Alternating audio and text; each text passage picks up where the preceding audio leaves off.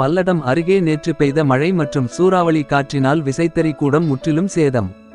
சுமார் 20 லட்சம் மதிப்புள்ள பொருட்கள் சேதம். வாழ்வாதாரத்தை காப்பாற்ற கூறி தமிழக அரசுக்கு வேண்டுகோள்.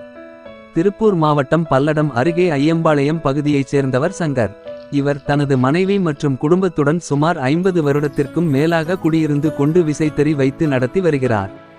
இந்நிலையில் நேற்று பல்லடம் மற்றும் சுற்றுவட்டார பகுதிகளில் பெய்த மழை மற்றும் சூறாவளி காற்றின் காரணமாக சங்கர் வைத்திருந்த விசைத்தறி கூடத்தின் மேற்கூரை இடிந்து விழுந்த நிலையில் கூடத்திற்குள் இருந்த சுமார் 20க்கும் மேற்பட்ட விசைத்தறிகள் முற்றிலும் சேதமடைந்தது.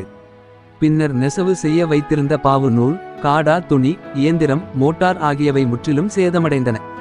மேலும் இதன் மதிப்பு சுமார் 20 லட்சம் என்றும் நேற்று பெய்த மழை மற்றும் சூறாவளி காற்றின் காரணமாக முற்றிலுமாக வாழ்வாதாரம் பாதிப்படைந்துள்ளதாகவும் தமிழக அரசு போர்க்கால அடிப்படையில் உரிய நிவாரணம் வழங்கினால் மட்டுமே எங்களையும் எங்களின் வாழ்வாதாரமான விசைத்தறி கூடத்தையும் காப்பாற்ற முடியும் என தமிழக அரசுக்கு கோரிக்கை வைத்தனர். நேற்று இரவு பேஞ்ச கனமழை மற்றும் சூறாவளி காற்றுனால நாங்கள் டெக்ஸ்டைல் வச்சு ரன் பண்ணிட்டு வராங்க. அதை நாங்கள் போட்டிருந்த டெக்ஸ்டைலோட ஷெட்டு, எங்கள் கம்பெனியோட ஷெட்டு ஃபுல்லாக உடஞ்சி மழை மற்றும் சூறாவளி காற்றுங்காட்டி காற்று அடிச்சு ஃபுல்லாக எங்கள் ஷெட்டு ஃபுல்லாக உடஞ்சி கம்பெனிக்குள்ளேயே விழுந்து நாங்கள் உற்பத்தி பண்ணி வச்சுருக்க பொருள், எங்களோட ஸ்டாக்கு, பாவு நூல், எங்களோட துணி ஃபுல்லாமே எல்லாம் ஃபுல்லாக மழையில் நனைஞ்சு பொருளுக்கு டேமேஜ் ஆகிடுச்சுங்க. எங்கள் வாழ்வாதாரமே இதுதான். எங்கள் குடும்பமே இந்த கம்பெனியை வச்சு தான் ரன் பண்ணிகிட்டு இருக்காங்க.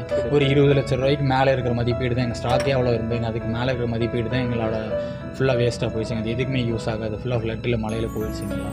மிஷினரிஸ் ஃபுல்லாக டேமேஜ் ஆகிடுச்சு. எங்களோட தமிழக அரசு பார்த்து கொஞ்சம் ஹெல்ப்ஃபுல்லாக இதை பண்ணி கொடுத்தா